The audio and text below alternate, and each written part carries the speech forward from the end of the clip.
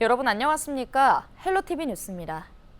김포시 공무원의 일탈이 잇따라 적발되면서 물의를 일으키고 있습니다. 주차장 요금을 내지 않기 위해 꼼수를 부리는가 하면 운동을 하며 초과 근무 수당을 챙기기도 했는데요. 취재 기자와 자세한 내용 이야기해보겠습니다. 네, 김진재 기자, 최근 김포시 공무원이 초과 근무 수당을 받아 논란이 되고 있다고요? 네, 김포시청 소속연 공무원이 새벽 시간대 출근 등록을 한 뒤 청사 지하에 있는 헬스장에서 운동하는 방식으로 초과 근무 수당을 챙겨온 것으로 드러났습니다. 김포시 감사 담당관실은 해당 직원이 올해 1월부터 6월까지 이 같은 방식으로 초과 근무 수당을 부당 수령한 것을 발견하고 징계 절차를 진행하고 있습니다. 취재 결과 해당 공무원은 저연차 직원인 것으로 확인됐습니다. 김포시는 관련 규정에 따라 부당 수령한 금액을 환수할 예정입니다. 네, 얼마 전에는 편법을 이용해 주차장 요금을 내지 않은 직원들도 무더기로 적발됐다고 들었는데요. 네, 김포시에 확인한 결과 편법으로 요금을 내지 않고 유료 주차장을 이용한 혐의로 경찰 조사를 받는 김포시 소속 직원은 모두 9명입니다. 경찰 조사에서 이들은 주차장에 입차한 뒤 곧바로 출구로 이동해 폐차 처리만 받고 후진하는 방식으로 차량을 주차해 주차 요금을 내지 않은 것으로 드러났습니다. 해당 직원들은 주소지에 따라 김포 경찰서 등 관할 경찰서에서 조사를 받고 일부는 검찰로 송치된 상황인데요. 이들 중에는 김포시 간부급 공무원도 포함됐습니다. 이렇게 김포시 공무원들이 편법을 이용해 내지 않은 주차 요금은 100만 원 이상인 것으로 알려졌습니다. 김포시 관계자는 현재 경찰 조사가 진행 중인 만큼 시에서 별도로 조사를 하지는 않고 있다며 수사 결과에 따라 징계 여부를 결정할 예정이라고 밝혔습니다. 최근 들어서 김포시 공무원들의 일탈이 잇따라 적발되면서 지역사회에서는 근무기간 회의가 도를 넘은 거 아니냐는 비판의 목소리가 나오고 있습니다. 네, 여기까지 듣겠습니다. 보도국 김진재 기자였습니다. 다음 소식입니다. 인천시가 부평 캠프마켓 B구역 오염토양 정화 사업이 순차적으로 추진됨에 따라 정화가 완료된 부지에 대해 시민에게 단계별로 개방하기로 했습니다. 시는 우선 1단계로 기존에 개방된 운동장 부지 32,800제곱미터와 인접한 정화 완료 부지 5,200제곱미터를 오는 13일부터 확대 개방하는데요. 이어 2단계로 내년 상반기에 토양 정화가 완료되면 음악 창작소 주변 부지 9,300제곱미터를 추가 확대할 계획입니다. 이번에 추가로 시민에게 열리는 1단계 개방 공간은 지난 5월 정화가 완료됐으며 산책로와 공원, 초화단지 등으로 구성됐습니다.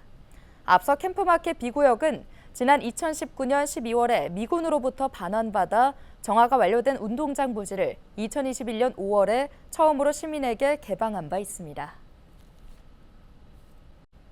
계양구가 국토교통부에서 시행하는 계양 강화고속도로 건설과 관련해 계양구 간의 양방향 직결 가능한 이화 IC 설치가 확정됐다고 밝혔습니다.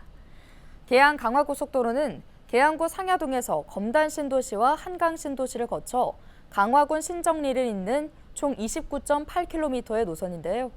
총 사업비는 2조 9,152억 원으로 올해 기본 및 실시 설계를 거쳐 오는 2026년 착공해 2031년 개통될 예정입니다. 계양구는 이번 이화 IC 신설이 합리적인 교통체계 구축과 함께 중장기적인 경제적 효과를 가져올 것으로 기대하고 있습니다. 2025학년도 인천 지역 대학 수학능력시험 지원자가 2만 8천 명에 달하는 것으로 나타났습니다. 인천시 교육청은 2025학년도 대학 수학능력시험 접수 마감 결과 2만 8,149명이 지원해 전년도 대비 1,463명이 증가했다고 밝혔는데요. 지원자 중 남자는 14,471명, 여자는 13,678명입니다. 재학생은 19,140명, 졸업생은 7,859명, 검정고시 합격자는 1,150명으로 집계됐습니다. 2025학년도 대학 수학능력시험은 오는 14일에 실시되며 개인별 성적은 12월 6일에 통지할 예정입니다. 인천시 교육청이 2025학년도 인천 공립유치원과 초등학교, 특수학교 교사를 선발합니다. 선발 인원은 공립유치원 교사 30명과 초등학교 교사 224명, 유치원 특수학교 교사 12명과 초등학교 특수학교 교사 32명 등 298명입니다. 응시원서는 오늘 30일부터 10월 4일까지 온라인 교직원 채용 시스템에서 접수할 수 있습니다. 주택시장 안정을 위해 정부 금융당국과 은행권이 대출 규제를 강화한 상황인데요. 실수요자들의 피해를 줄이기 위해 은행들은 예외 규정을 추가하며 수습하고 있는 모습입니다. 하지만 실수요자들의 혼란은 쉽게 가라앉지 않고 있습니다. 이관성 기자의 보도입니다. 이달 초 금융당국이 스트레스 DSR 2단계를 가동하면서 은행들은 유주택자의 주택담보대출과 전세대출을 중단하겠다고 밝혔습니다. 유주택자가 전세입자를 끼고 주택을 매입하는 갭투자 거래 등을 막겠다는 의도였는데 이 조치는 전세대출이 필요한 실수요자들의 발목까지 붙잡았습니다. 실수요자들의 혼란이 크게 늘자 은행들은 하루 만에 결혼이나 상속, 이주 등으로 대출이 불가피한 경우와 기존 주택을 팔고 새 주택을 사는 실수요자들에게는 대출을 지속하겠다며 예외 규정을 제각각 발표했습니다. 하지만 은행마다 각각 다른 대출 규제에 실수요자들의 혼란이 가중됐고 부동산 시장은 안정보다 불안에 휩싸였습니다. 이복현 금융감독원장은 결국 지난 10일 가계대출 관리 과정에서 세밀한 입장을 내지 못해 은행권과 시장에 혼란을 일으켰다며 사과했습니다. 정부가 단계별 DSR 시행으로 대출 한도를 관리하고 은행권이 대출 문턱을 높이면서 서울 부동산 거래는 일단 움츠러들고 있습니다. 지난 5월 중순 8만 5천 건을 넘었던 서울 아파트 매물은 8월 초 7만 6천여 건까지 줄었다가 최근 8만 3,500여 건으로 늘어난 상황입니다. 서울 전세 매물도 지난해 12월 3만 6천여 건에서 8월 초 2만 6천여 건까지 줄었다가 최근 2만 8,500여 건까지 다시 늘었습니다. 하지만 이번 대출 규제 강화가 주택시장 안정화를 이끌어낼 수 있을지는 아직 알 수 없습니다.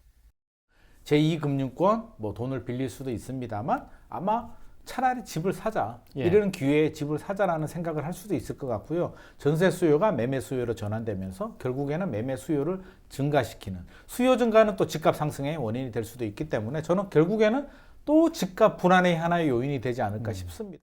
대출 문턱을 넘지 못하는 실수요자들이 고금리 대출로 밀려날 수 있는 우려도 있습니다. 신용대출이라든지 다른 부분으로 메꿀 수밖에 없습니다. 다른 담보대출을 메꿀 수밖에 없기 때문에 이게 가계대출의 규모를 줄이는 게 아니라 오히려 더 이제 실수요자들은 고금리를 사용해서 쓸 수밖에 없는 상황이 되기 때문에 정부는 연말까지 가계부채가 잡히지 않을 경우 내년부터 제2금융권 모든 가계대출까지 적용하는 스트레스 DSR 3단계까지 준비하고 있습니다. 미국발 기준금리 인하가 다가오는 상황에서 가계대출이 줄어들 수 있을지 여전히 걱정이 남아있는 상황입니다. 헬로티비 뉴스 이관서입니다.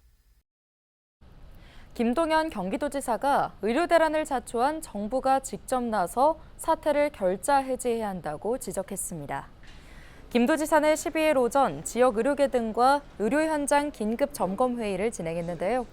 이 자리에서 김 도지사는 의료대란으로 주민들이 불안해하고 중증 환자 치료에 공백이 우려되는 상황이라며 정부의 의료 사태에 대한 대응에 대단한 유감을 표시한다고 강조했습니다.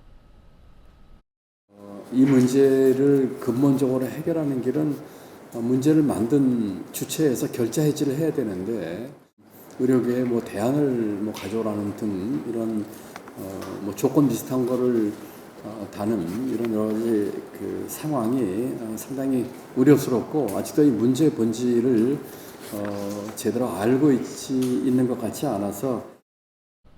한편 이날 경기도는 도내 권역응급의료센터에 40억 원을 긴급 지원하기로 결정했습니다.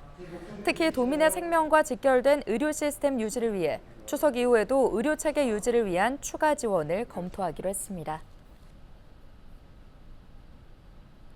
인천시가 내년부터 천원주택을 비롯한 인천형 주거정책인 아이플러스 집들임 사업을 본격 추진합니다. 시는 우선 1일 임대료가 1,000원인 천원주택을 공급하는데요.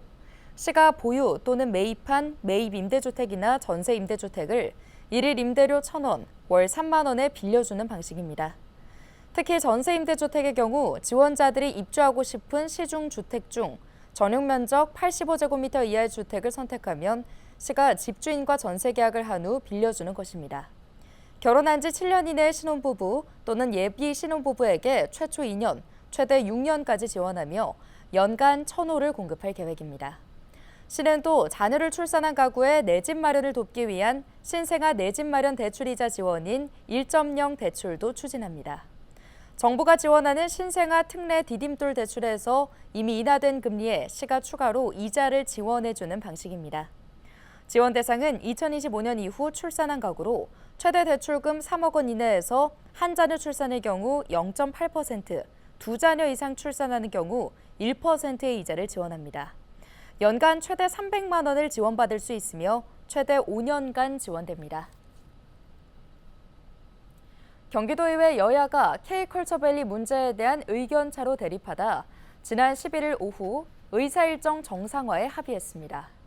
앞서 국민의힘은 지난 4일부터 K컬처밸리에 대한 행정사무조사 우선 추진을 주장하며 의사일정 보이콧을 선언했는데요.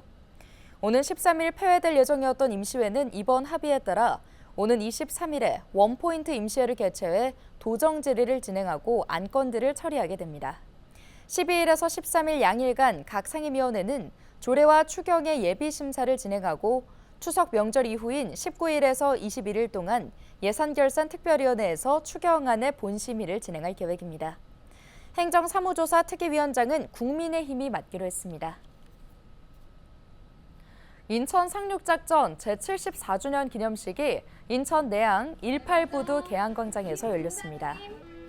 인천시와 해군본부가 주관한 이번 기념식은 6.25 전쟁 참전 22개국 국기 입장을 시작으로 참전국 지휘관들의 영상 메시지 상영과 참전 용사의 회고사가 이어졌는데요.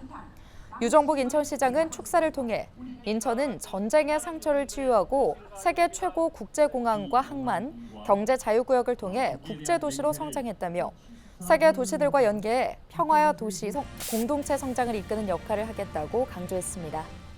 이날 씨는 유엔 승인 비정부기구인 국제평화도시에 올해 418번째 회원도시로 공식 가입하고 기념식에서 이를 선포했습니다. 국제평화도시는 평화를 지향하는 세계 도시들의 연합체로 시는 평화와 자유라는 인류 공통의 가치를 지키는 활동을 선도할 계획입니다. 이날 기념식에 이어 경인전철 동인천역과 인천 축구 전용 경기장 사이 1.4km 구간에서는 인천 상륙작전 전승기념 시가행진도 진행됐습니다. 참전용사와 해군, 해병대, 군악대 등 1,800명과 전차와 장갑차 등 장비 30여 대가 참여했습니다. 한편 인천 상륙작전은 1950년 9월 15일 한국과 미국, 영국 등 8개국 261척의 함정이 투입돼 치러졌으며 90일 만에 서울을 수복하는 등 6.25 전쟁의 전세를 뒤엎는 성과를 거뒀습니다. 인천 상륙작전 당시 모습 재현 진위 여부를 둘러싸고 논란을 빚었던 메가더 장군 동상 부조들이 새 부조물로 교체됐습니다. 인천시는 제74주년 인천 상륙작전 기념주간을 맞아 자유공원에서 메가더 장군 동상 부조물 제막식을 개최했는데요. 이번에 설치된 부조물은 미국 버지니아주 노퍽에 위치한 메가더 기념관에서 메가더 장군이 인천 상륙작전 당시 마운트 맥킨리함에서 상륙작전을 지켜보는 사진과 미 해병대원들이 적색해안에서 방파제를 넘어 상륙하는 모습을 담은 2장의 사진을 제공받아 이를 기반으로 제작됐습니다. 시는 앞서 기존 부조물이 1944년 필리핀 레이테만 상륙작전의 사진을 참고해 제작된 것이라는 지적이 잇따르면서 새 부조물 설치를 결정했습니다. 한편 기존 부조물은 70년 가까이 시민과 함께한 가치를 인정해 존치하기로 했습니다. 경기도 특별사법경찰단이 추석을 앞두고 도내 식품 제조 가공업과 축산물 판매업체 등 360곳을 대상으로 집중 수사한 결과 총 45건의 불법 행위를 적발했습니다. 적발된 위반 행위 중 소비기한 경과제품 보관이 15건으로 가장 많았는데요. 주요 위반 사례를 살펴보면 화성시의 한 식품 제조 가공업체는 소비기한이 11개월이나 지난 냉동 절단 꽃게를 냉동창고에 보관하다 적발됐습니다. 김포시의 한 식욕 판매업체는 삼겹살 제품 등의 소비기한을 표시하지 않고 제품 창고에 보관했는데요. 소비기한이 지난 제품을 보관하다 적발될 경우 3년 이하의 징역 또는 3천만 원 이하의 벌금이 부과됩니다. 오늘 준비한 소식은 여기까지입니다. 함께해 주신 여러분 고맙습니다.